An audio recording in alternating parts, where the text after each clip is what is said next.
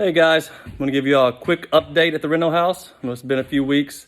I have some videos that I haven't posted yet, so bear with me. But we have done a little work, so let's check it out. All right, so I got tired of doing demo work and dealing with installation, and I decided to go ahead and start framing what I could. So this is kind of where the kitchen is gonna lay out, kind of in this area here. I'm gonna put a wall up right there connecting this new wall where that window is. That window's gonna be gone. And that wall is gonna wall in the bedroom. It's gonna be right there. I'm gonna enclose that entry door. But here we have our hallway. It is much bigger than it was.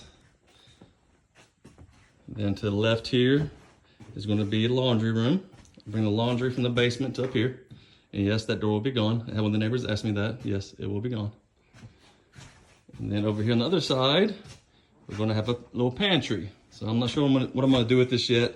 We may put some cabinets and a top on it and some shelving up there, but it'll be a nice little pantry. But because they're in the hallway, we're gonna put a barn door here and a barn door here for the pantry and the laundry room. And then I reframed out the bathroom,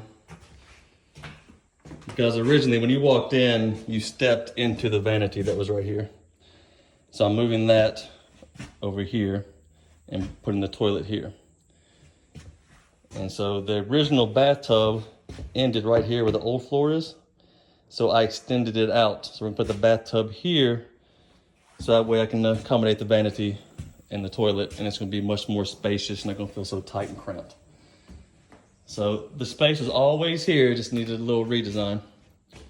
And so that is what I've got going on right now.